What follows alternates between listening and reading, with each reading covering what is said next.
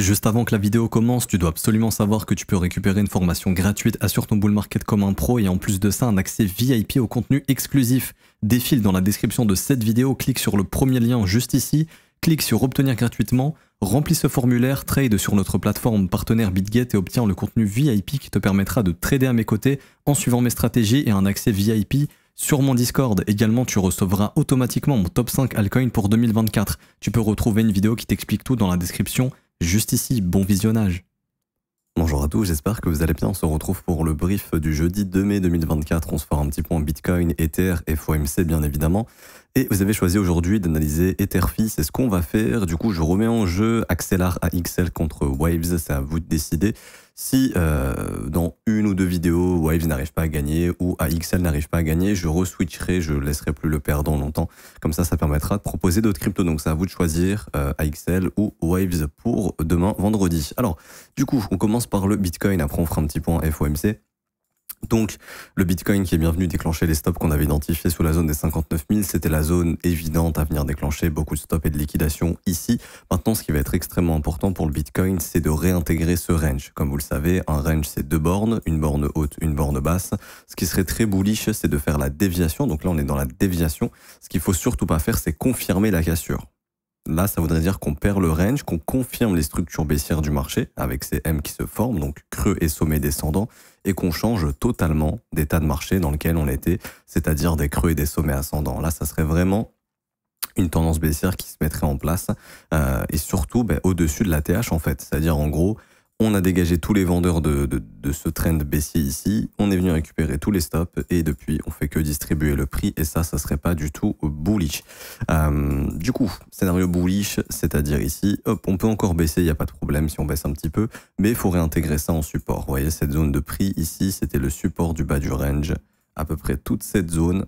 Ça, faut regagner en support. Une fois qu'on a regagné ça en support, on a de grosses probabilités d'avoir trouvé notre bottom sur le Bitcoin et dans le moins bon des cas, on reconsolidera, c'est-à-dire qu'on repartira pas en to the moon tout de suite, ok. Donc le prix consolidera à nouveau dans le range, ce qui serait pas forcément une mauvaise chose, pour ensuite tenter de le casser au nord plus tard.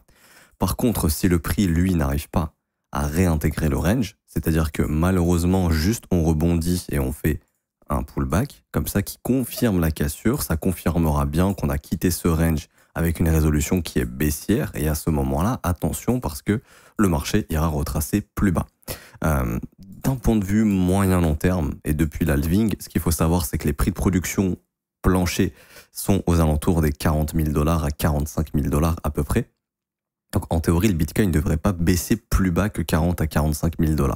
C'est-à-dire qu'en gros, on peut encore baisser, etc. Mais en théorie, voilà, on ne devrait pas s'installer trop longtemps sous ces niveaux. Donc en gros, on devrait ranger pour repartir au nord par la suite. Ce qu'il faudra surveiller du coup, c'est les inflows des ETF. Tant qu'il n'y aura pas d'inflow du côté des ETF, c'est-à-dire qu'il n'y aura pas de demande institutionnelle. S'il n'y a pas de demande institutionnelle, c'est un problème.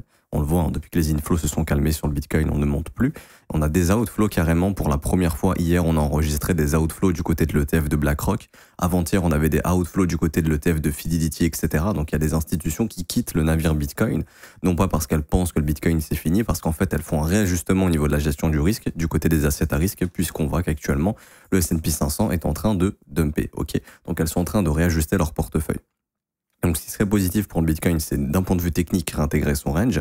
Après, d'un point de vue des flows, donc de l'argent, avoir des inflows du côté des ETF et également avoir un marché américain qui arrive à remonter. Si le marché américain n'arrive pas à remonter, mais que le marché américain stagne ou voire pire baisse, bon bah là, on s'attendra pas à une hausse du prix du BTC et probablement on aura encore des outflows du côté du Bitcoin. Donc, ça serait pas forcément positif. Mais de toute façon, d'un point de vue technique, la technique suffit largement pour essayer de définir un petit peu les probabilités. Voilà, faut réintégrer. Tant qu'on réintègre pas, c'est pas très positif. Maintenant, comme je le dis, d'un point de vue tendance vraiment long terme, le dernier creux en weekly, il est ici. Ok, on voit qu'on a grosso modo, je vais juste switcher d'asset. On va prendre le perp de BitGet ici.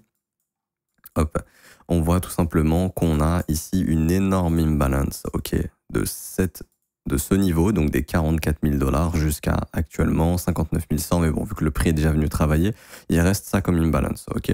Donc là, on s'arrêterait normalement jusqu'à cette mèche, mais là, je prends l'imbalance globale. Donc en fait, il faut se dire tout simplement que le Bitcoin va travailler toute cette zone jusqu'à trouver un bottom. Donc en gros, grosso modo, pour moi, ma target max de chute pour le Bitcoin, c'est les 44 000 $. Je ne le vois pas aller plus bas que ça pour le moment. Donc dans l'idée, voilà, c'est de travailler ces imbalances pour trouver un creux ascendant à l'avenir pour continuer cette tendance par la suite. Si on commence à perdre ces imbalances weekly, là honnêtement, c'est qu'on change totalement d'état de marché. Et après, on peut très bien revenir à 28 000, 34 000 $, peut-être même carrément sous les 24 000, bref. Là, c'est vraiment les scénarios les moins probables à mon avis. C'est surtout de trouver un bottom dans ces zones en fait. Donc entre le premier arrêt et un retracement de moitié pour faire simple. Ici également, si on veut ajouter des confluences, donc aux alentours des 44 000, 52 000 $, pour moi ce sera probablement notre zone de bottom. Mais en tout cas techniquement on voit qu'il y a quelque chose qui s'est cassé quand même. Le fait de, comme je dis, de venir au-dessus de la TH, récupérer tous les stop-loss et que là le sentiment soit complètement bullish, parce que là le sentiment était très bearish sur la montée, mais on a commencé à switcher autour de la TH et le fait qu'on commence à avoir des structures baissières comme ça, on va pas se mentir, le graphique il est moche. Ok, graphiquement c'est moche ce qu'on est en train de faire. Maintenant on sait que y a de grosses probabilités que le graphique ça peut prendre des semaines, mais que le graphique se réinverse dans ces niveaux de prix. Donc là, il y aura beaucoup de doutes, d'incertitudes, les altcoins peuvent encore chuter, les gens auront envie de vendre, de capituler, il peut y avoir des bad news, etc. Il peut se passer plein de choses. Voilà. Donc ce que vous devez retenir, c'est grosso modo notre zone de travail, 44 000 jusqu'à le prix actuel, 57 000. Tout ça, ça va être la zone de travail dans laquelle le Bitcoin va essayer de poser un bottom, ou, difficile à dire, on pourrait confirmer un bottom si le Bitcoin, comme je disais, réintègre ça en tant que support. Comme ça, on pourra retourner dans le range, on aura fait déviation. Donc, en gros, on aura la consolidation, on aura maintenu tous les stops au nord intacts. Comme ça, on fait cette phase de consolidation ici. Ensuite, on fait ce qu'on appelle la déviation ici, la petite phase jaune. Et ensuite, on a ici la phase verte où là, c'est que du up only parce que le marché fait la déviation, réintégration et va s'attaquer à tous les stops qu'on a laissés intacts au nord, au-dessus du coup des 74 000 $. Tout simplement. Pas plus de choses à dire ici pour moi sur le Bitcoin. Je faisais un point daily. Après, ce brief risquait d'être un petit peu plus long que d'habitude parce qu'on a pas mal de choses à dire qui sont plutôt intéressantes. Je vais juste supprimer ça, indiquer que les stops ont bien été chassés ici sur ce template. Ok, et du coup, même si je retire l'indicateur qui nous indique les imbalances automatiquement, ça veut bien charger. On voit clairement, vous voyez ici, il y a clairement un gap. Il n'y a pas de mèche, il n'y a rien de cette base 44 000 jusqu'à 59 000 et là on commence à travailler ces niveaux de prix, donc là il faudra attendre qu'un bottom se forme. Pour revenir sur du court terme, je vais juste reprendre le perp ici de mon autre template. Ça veut bien charger, nickel. Vous voyez en horaire là, je sais pas dire que c'est impossible, mais c'est peu probable de former un bottom de cette manière pour l'instant, sachant qu'on a eu le FOMC, etc., etc. Il y a de grandes chances que dans la journée, le marché vienne récupérer les stops là sous ce petit support qui sont en train de se former. Et ce qui serait positif dans la journée, c'est de faire quelque chose comme ça. Ok, venir récupérer les stops d'hier et ensuite partir dans l'autre sens pour faire un short squeeze. Et on voit qu'il y a des zones évidentes à venir récupérer. Pour moi, ça serait entre 62 000 et 63 000 $.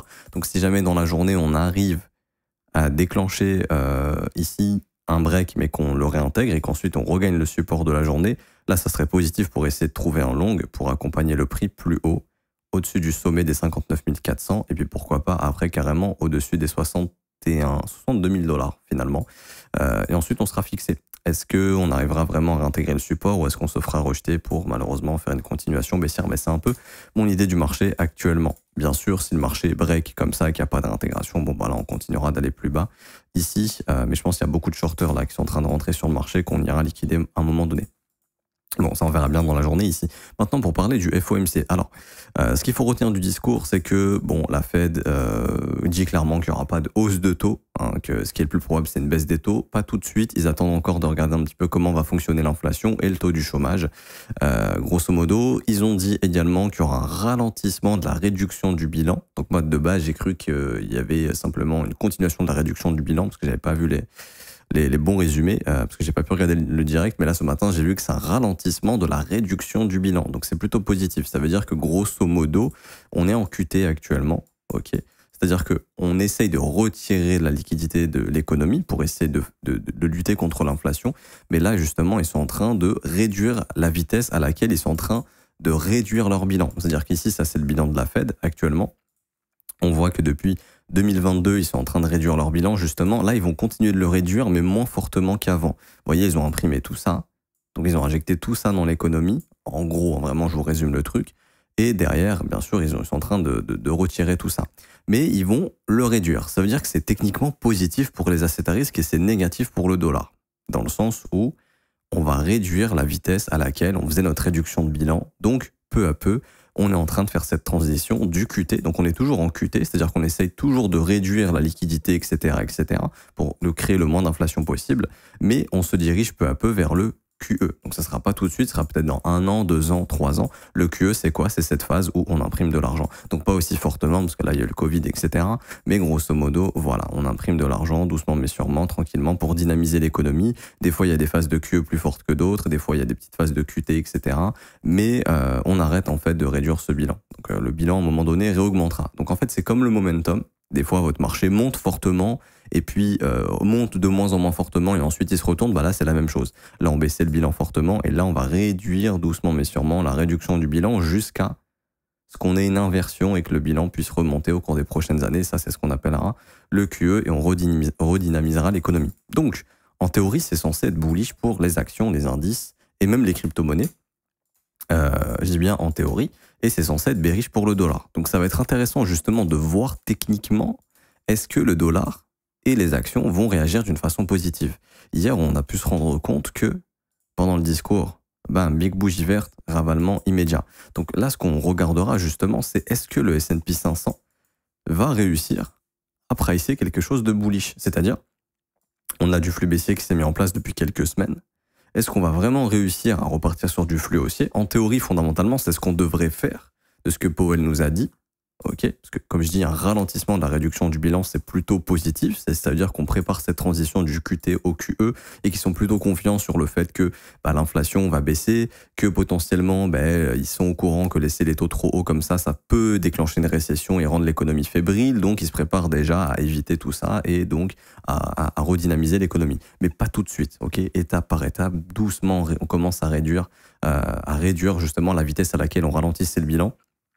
Et donc là, normalement, c'est censé être bullish. Par contre, si les marchés ne réagissent pas d'une façon bullish, c'est que simplement, le marché est programmé pour aller plus bas et il y a justement des mecs qui estiment que le prix des actions sont beaucoup trop chers, qu'ils prennent leurs bénéfices et que peut-être qu'ils se préparent justement à quelque chose de différent, par exemple une récession, où là, ils se disent, bon, la Fed commence à sentir que ça pue, elle est carrément prête à réduire son bilan alors que l'inflation n'est même pas encore retournée sous les 2%. Donc, ça sent le fait que, ok, là, il y a peut-être une récession à venir, et là, on sera peut-être dans le pricing, justement, d'une récession, donc justement, la Fed qui s'y prépare déjà, et donc ça, les intervenants du marché, je parle des grosses institutions, les JP Morgan, les Goldman Sachs, etc., eux pourraient justement se dire, ok, là, il y a un risque accru de récession, donc simplement, on vend les assets à risque, et donc c'est pour ça que le comportement du marché américain va être très important, non pas juste comme ça, mais nous, surtout, en tant qu'investisseurs crypto, on veut voir un marché américain monter pour se dire, ok, c'est positif, et donc le Bitcoin pourra remonter ensuite. Par contre, si malgré cette bonne news, entre guillemets, là, le marché américain n'arrive pas à monter, continue de chuter, c'est pas positif, ok? Quand il y a des bonnes news et que le marché n'arrive plus à monter, c'est plus un bull market, c'est un bear market, c'est un marché qui est baissier. Je dis pas pour le marché crypto, on rentre en bear market comme ce qu'on a connu, etc. Pour moi, ça sera de la consolidation. C'est-à-dire que, en gros, oui, les prix, probablement, si le marché américain retrace, les prix en crypto vont retracer également, mais ce sera pas un bear market comme on a connu en 2021, ok? Ça sera un retracement des prix. Ensuite, pour consolider, pour aller faire de nouveau plus haut, plus rapidement que pendant le bear market, on a attendu plus d'1 an et demi, ok? C'est ça qu'il faut comprendre. Mais du coup, par contre, lui, pour le marché américain, ça sera une phase de marché baissière. C'est-à-dire qu'en gros, toute cette phase haussière qu'on a eue, elle finira par être retracée un petit peu jusqu'à ce qu'on retrouve un bottom. Par exemple, on pourrait faire quelque chose comme ça. Mais sur cette pression vendeuse sur le marché américain, les crypto-monnaies vont pas apprécier, puisque les gestionnaires de fonds, etc., qui ont acheté beaucoup d'ETF, vont probablement réduire leur exposition au marché crypto, ce qui va créer de la pression vendeuse, et en fait, ça va suivre simplement le comportement du marché américain. Donc là, je pense que dans le contexte actuel, on est très très corrélé au marché US, et on voit, depuis que le marché US a topé en mars, le Bitcoin a topé également, et depuis que le marché US tombe, Bitcoin baisse également, donc on est très corrélé actuellement au marché US. Et du coup, le dollar index dans tout ça, le dollar index qui hier est venu chasser les stop-loss qu'on avait identifiés ensemble, juste ici, vous vous rappelez, au-dessus de ce sommet. Donc ça n'a pas été fait sur le marché, ça a été fait sur le futur ici. c'est le futur que je regarde personnellement. Donc ici sur le futur, on est bien venu récupérer les stops, réjection baissière. Donc ce qu'il faudra regarder, c'est est-ce qu'on arrivera à venir combler une partie de cette imbalance ici. Et ce qui est super important et ce qui serait hyper bullish, c'est de réintégrer le W qui a été fait. C'est-à-dire que si le dollar index il arrive à retourner sous ce breakout ici, c'est hyper bullish ça pour les actions, les indices et probablement le marché crypto. Par contre, si le dollar index il nous fait un pullback, une continuation, ça pue, sachant qu'en plus de ça, ce qu'a dit la Fed hier, ça serait normalement bearish pour le dollar index. Mais si, malgré ce que la Fed a dit et ce que la Fed met en place, le dollar continue de monter, bah, c'est qu'on aura une grosse pression vendeuse probablement sur les assets à risque. Il faudra s'attendre à une poursuite de la baisse sur le marché crypto. Pas continue, bien évidemment. Ouais, le marché crypto, il baisse comme ça. Il y aura des rebonds, mais en théorie, on devrait voir des trucs comme ça. Ok, jusqu'à ce que un bottom se forme et qu'on épuise les investisseurs, qu'on a des capitulations et que le marché puisse repartir et que le dollar index se réinverse, etc. etc. Et du coup, pour revenir sur ETH assez rapidement, donc je vous ai dit, ce sera un brief un petit peu plus long, mais je vais essayer de faire vite quand même. ETH, alors, ETH un petit peu différent du Bitcoin dans le sens où lui n'a pas encore fait de plus bas, on n'est pas encore venu chasser les stop loss sous le plus bas ici des 2789 $. À voir si on le fera, on a chassé ce qui est intermédiaire. Maintenant, pour l'instant, au niveau du graphique, je peux pas vous dire que c'est bullish. Je vais pas vous mentir, c'est pas bullish le fait d'avoir fait, vous rappeler, chasse au stop, on en avait parlé, il fallait surtout pas faire ça. En théorie, ce qu'on devrait voir, c'est une cassure baissière, d'un point de vue technique, ok. Maintenant, on verra bien si cette cassure baissière se fait. Et si on ne l'a pas, franchement, c'est positif. On pourrait peut-être essayer de former un double bottom et retourner le prix, mais vous voyez que pour l'instant, c'est pas encore inscrit dans le graphique ici. Et du coup, ce qu'il faudra regarder également, c'est que là, on a créé l'imbalance baissière, juste ici, aux alentours des 3100, 3000 $. Si jamais Ethereum rebondit contre cette imbalance et reprend du flux baissier, c'est pas positif non plus. Donc là, il faut vraiment qu'Ethereum se bouge, essaie de trouver un bottom soit au prix actuel, soit qu'on chasse les stops, et qu'une fois qu'on a chassé les stops, le flux baissier s'arrête et qu'on retrouve de la force. Ça serait le scénario positif pour Ether. Maintenant, si ce scénario n'arrive pas à se mettre en place, à ce moment-là, bah c'est comme Bitcoin. Il y a des imbalances, il y a des niveaux qui peuvent être comblés. Ça va jusqu'aux 2400 $ à peu près. L'imbalance, Bitcoin, c'est des 44 000 $. Donc en théorie, voilà, c'est des niveaux qu'on pourrait retester. Grosso modo, dans l'idée, c'est de se dire qu'on peut trouver un creux ascendant. En théorie, on est censé trouver, si on est vraiment très bullish, on est censé trouver un bottom au-dessus des 2066 $. Donc dans l'idée, je me dirais, au niveau des imbalances qui restent, voilà, 2400 $ max, c'est notre point de chute. Allez, on peut baisser encore plus, allez, on va dire 2003, 2002, grand max, on ne devrait pas aller plus bas pour maintenir la dynamique. Et n'oubliez pas que BlackRock a demandé son ETF. Non, pardon, c'était pas ici. La demande d'ETF, c'était là, je crois. Ouais, c'était en haut, c'était sur cette grosse bougie. Donc, grosso modo, ces zones de prix vont être défendues très, très probablement. Donc, c'est pour ça que je pense pas qu'on ira sous ces niveaux, parce que c'est à cet endroit-là que BlackRock a demandé son ETF Ethereum. Donc, je pense que ces niveaux de prix seront défendus. Donc ouais, dans l'idée, c'est un peu comme Bitcoin, se dire voilà, bottom entre 38,2 0,5 et à voir si on arrivera à former le double bottom ici. Je vois plus de choses à dire. Pour moi, je vois toujours du flux baissier. Je peux pas encore me dire qu'on a du flux haussier pour le moment. Maintenant, il y a une zone de stop évidente au-dessus des 3068 $, que le marché ira récupérer à un moment donné. Et ce qu'il faudra voir, c'est ce qu'on arrivera à s'installer. C'est-à-dire que, ok, on peut venir chasser les stops ici au nord. Ce qu'il faut voir, c'est ce que le prix est fort. Si le prix refaiblit, bah ça serait signal de continuation baissière. Donc faites attention, vraiment, les conditions de marché sont plus les mêmes. On est dans un environnement où on dépend beaucoup du marché américain, où il n'y a pas d'inflow sur les ETF. Donc s'il n'y a pas de demande du côté des institutions, bah, ça va être compliqué de voir les prix continuer de s'apprécier. Et également, en mai, sur Ethereum, malheureusement, on est plus proche d'un refus de l'ETF que d'une approbation. Donc ça aussi, ça pourrait être pricé par le marché et on pourrait voir le bottom après le refus. Là où les gens seront très bearish, auront envie de vendre parce que le prix monte plus, parce que le prix baisse un peu, etc. Là, on pourra vraiment inverser le sentiment et dégoûter les gens d'Ethereum. Donc, je pense que ça peut prendre encore un peu de temps. Donc, va falloir être patient tout simplement. Et pour finir, ETHFI, donc EtherFi ici, nouveau narratif, clairement, le restacking, c'est complètement bidon ce truc, honnêtement. Enfin, c'est un risque, c'est un énorme risque. Déjà, le stacking, c'était compliqué, mais là, le restacking, c'est très compliqué. Mais bon, pour moi, je pense que ce narratif va être très bullish à terme, ok. Juste que je vois pas forcément ça comme une bonne chose, mais ça, c'est mon point de vue. En tout cas, ça ajoute du risque encore en plus dans le marché crypto. Mais bon, est-ce qu'on est à ça près? Je vais dire que non. Du coup, d'un point de vue technique, rien dossier pour l'instant. Et malheureusement, en fait, EtherFi fait exactement ce qu'a fait Ethereum, c'est-à-dire qu'on a notre consolidation ici, hop, entre nos deux bornes.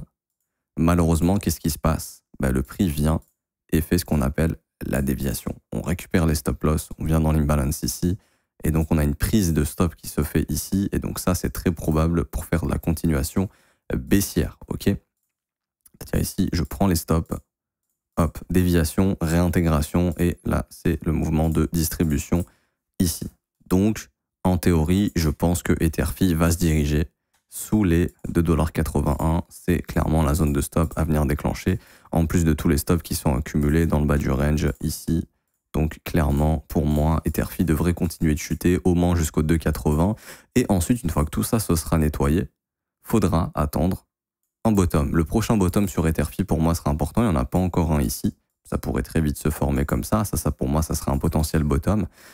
Donc, faudra être patient. Mais en tout cas, Etherfi, pour moi, faut vraiment regarder parce que je pense que ça va être un prochain narratif que tout le monde va essayer de s'arracher et que les gens vont louper tout simplement. Maintenant, on va voir un petit peu au niveau de la tokenomics ce qui pourrait se passer, hein, parce qu'encore une fois, c'est bien beau, les nouveaux projets sont très mauvais en termes de tokenomics généralement. Par exemple, vous voyez, on a un market cap de 400 millions de dollars, la FDV de 3 milliards 600 millions. C'est-à-dire qu'on va avoir une inflation énorme. Maintenant, il y a des gros backers, il y a vraiment des gros ventures qui sont dans le projet. Il y a CoinFound, il y a Harrington XRP Capital, il y a OKEx, l'exchange OKEx, ils ont un ventures et ils sont dedans également. Donc il y a quand même des grosses pointures dans le projet. C'est pas forcément pour ça que ça va monter, ok. Ce qu'il faut se dire, c'est que eux en bear market, ils vont nous dumper sur la gueule. Ça, c'est ce qu'il faut comprendre, et que c'est pour ça que justement, actuellement, la tokenomics est cool entre guillemets. Le prochain unlock, ce sera en juin. Donc en juin, il y a un nouveau airdrop qui va se faire de ce que je vois ici. Donc là, il y en a qui vont récupérer une deuxième partie du airdrop. Les investisseurs vont pas récupérer leur token jusqu'en mars 2025. Donc c'est à dire que la tokenomics, elle est dégueulasse, mais après mars 2025. C'est-à-dire que là, on est tranquille jusqu'à mars 2025, il y aura très peu d'inflation. Ça, c'est positif. Donc ça, c'est ce qu'il faut retenir. Mais après mars 2025, si on n'est plus en bull market ou par exemple en mai 2025, on retourne en bear market, ok, le projet sera défoncé. Donc c'est pas un investissement long terme. Ok, faut pas penser 2030, etc. Non, parce que ce qui va se passer, à mon avis, et c'est ce qu'est en train de me dire la tokenomics, déjà je vais noter sur mon graphique mars 2025, ça me paraît quand même pertinent. C'est la prochaine grosse dilution. Donc ça, il faut absolument que ce soit sur mon graphe. C'est ce que je fais sur tous les nouveaux projets. Donc là, c'est dilution énorme reprise. Je vais l'écrire comme ça, voilà. Et donc on est tranquille. Il y a un petit unlock ici, comme je disais, au niveau des airdrops. Donc là, il y a des mecs qui vont nous dumper dessus le 20 juin à peu près. Donc le 20 juin, il y a des airdrops qui vont arriver. Donc eux, ils vont vendre. Hein, probablement, c'est de l'argent gratuit. En plus, l'environnement, il est un peu pessimiste. Si les prix continuent de baisser, les gens seront plutôt motivés à vendre, je pense. Donc voilà, faut se dire que grosso modo, il peut y avoir de la pression vendeuse jusqu'à juin et au cours de cet été, on pourrait du coup tout simplement former un bottom. Comme par hasard, ça tombe avec le fait que voilà, on puisse chasser les stops. Hop, il y a le airdrop qui arrive, les gens vendent et là, on formerait un bottom par exemple et là, ce serait une très bonne opportunité. Mais pourquoi je dis qu'il faut pas holder ça sur le long terme ? Parce qu'en fait, ce qui va se passer, c'est que après mars 2025, il y a énormément de tokens qui vont commencer à être dilués ici, et tous les investisseurs qui ont investi avant que le projet sorte, donc en private, en seed, etc., ils vont pouvoir vendre. On n'a pas les informations de la seed, mais je pense que les mecs sont en x15, x20, x50, peut-être même x100, ils ont investi à beaucoup moins cher que ça. Ok, faut savoir que c'est un projet au début qui a levé 32 millions de dollars. On a une capitalisation de 418 millions de dollars. Donc il y a des mecs qui pourront nous dumper en x10, x50, x100 potentiellement, c'est énorme. Et pourquoi je dis que sur le long terme, c'est pas un projet qui va continuer de s'apprécier. Après mars 2025, ça va être compliqué parce qu'on a une FDV qui est de 3 milliards 600 millions actuellement. Ça veut dire qu'une fois que tous les tokens seront dilués, pour conserver le prix actuel qui est de 2 dollars et quelques, à peu près 3 dollars si je dis pas de bêtises, 3,62 $, va falloir avoir un market cap de 3 milliards 600 millions. Actuellement, on a un market cap de 400 millions. Ok, donc c'est à dire que quand tous les tokens seront dilués, pour conserver le prix actuel, il faudra un market cap de 3 milliards. En bear market, comme vous le savez, des liquidités sortent du marché. Donc l'argent quitte le marché et on dilue des tokens. Donc c'est le pire truc, c'est ce qui fait que tous les projets qui ont une grosse dilution se font exploser en bear market. Donc pour moi, Etherfi fera genre moins 95% en bear market. Mais bien sûr, en attendant, mars 2025, il peut monter à 10, 15, 20 dollars. Mais en gros, ce qui se passera, c'est que quand le bull run et le bull market se terminera et qu'on aura la dilution de tokens, on aura probablement que du dump only qui arrivera pendant le bear market et genre le truc pourrait passer de 15 dollars à 1 dollar, 2 dollars. C'est pour ça qu'il ne faut pas holder ça sur du long terme. Il faut savoir vendre à un moment donné et la fenêtre de vente, elle sera autour de la reprise de dilution de tokens autour de mars 2025. Imaginons mars 2025, c'est la folie sur le marché crypto. Il y a tout qui explose, il y a des milliards qui rentrent. Ça ne dumpera pas en mars 2025, ok ? Parce que tout l'argent qui rentre permettra d'absorber les premières ventes. Mais quand le bear market arrivera, imaginons qu'en mai 2025, on ait une grosse correction comme en mai 2021, bah à ce moment-là, si l'argent sort du marché, il y aura probablement le top qui se sera dessiné et le bear market commencera pour Etherfi. Donc ça sert à rien d'holder un truc qui peut faire x10, mais qui peut récupérer son x10. C'est pour ça qu'il faut savoir vendre, ok? C'est pas comme le Bitcoin où tu l'achètes en 2024 et tu te dis ça, je le garde jusqu'en 2050, par exemple. Non. Donc c'est pour ça, c'est pas du long terme. Là, c'est vraiment que spécifiquement pour ce bull run. Et ce qu'il faut comprendre, c'est que le flux n'est plus haussier actuellement. Donc, il va falloir attendre des structures de bottom pour pouvoir justement investir. Et je trouve que la tokenomics, c'est cool jusqu'en mars. Donc, en fait, ça nous laisse une grosse fenêtre. Peut-être attendre le unlock de juin et ensuite voir un bottom qui se dessine. Et là, je pense que ce sera l'opportunité d'être dans Etherfi. Parce que de mon point de vue, ça risque d'être un gros narratif. La prochaine phase haussière, hein, parce que je pense perso qu'il y aura une prochaine phase haussière. Je pense qu'on va se manger beaucoup de doutes, beaucoup d'incertitudes, etc., beaucoup de consolidation, et ensuite on repartira au nord très probablement une fois que le marché aura fini de travailler le gros morceau d'imbalance, que ce soit sur Bitcoin et sur Ethereum. Donc je m'arrête ici pour aujourd'hui, j'espère que ça vous aura plu. Si c'est le cas, vraiment bombardez les pouces bleus, ça récompense le travail qui est fourni. Mettez un petit commentaire également et abonnez-vous si ce n'est pas déjà fait. Vous avez également une formation gratuite, donc je vous ai mis tous les liens importants centralisés sur un même endroit. C'est le premier lien en commentaire épinglé, tous les liens utiles concernant mon contenu. Vous cliquez sur ce lien donc dans le commentaire épinglé et ça va vous ramener ici. Et là, je vous ai tout mis. Je vous ai mis le lien pour accéder à la formation gratuite et le VIP. Je vous ai mis également le tutoriel comment rejoindre le VIP gratuitement, une vidéo qui vous explique absolument tout. Il n'y a rien à payer, vous aurez du contenu gratuit, vidéos exclusives, des trades qu'on suit également. Vous aurez des vidéos de formation, donc des concepts de trading qui vous sont présentés en vidéo et un suivi quotidien dans le Discord. Il y a des market reviews quasiment quotidiennes dans le Discord pour les VIP. Ok, donc ça c'est hyper intéressant et c'est 100% gratuit. Et pour ceux qui veulent rejoindre l'école et se former à mes côtés quotidiennement, c'est ce lien ici, rejoindre mon école de trading. Ça va vous ramener sur notre site web. Vous pouvez choisir votre abonnement. L'école, c'est simple, c'est un suivi quotidien en ma compagnie tous les jours du lundi au vendredi, tous les matins, des briefs en direct. Je réponds à vos questions, on analyse des cryptos, on voit des opportunités ensemble. Et ensuite, vous avez une formation de 19 heures à côté. Cours vidéo, cours exercice, écrit, examen, quiz pour valider vos compétences et vous apprenez tout sur l'analyse technique, le order flow, l'analyse fondamentale, la psychologie des marchés, créer votre propre plan et développer votre profil de trader. On apprend tout ça dans la formation. Comme je dis, tous les liens sont en commentaire épinglé, mais il y a un lien qui vous centralise tout. Également, si vous voulez rejoindre le Discord, si vous voulez vous abonner au TikTok, si vous voulez aller sur Twitter pour nous follow, etc., etc., vous avez tous les liens indispensables ici. Je m'arrête ici, je vous souhaite une bonne journée. On se retrouve donc demain. Ciao, ciao.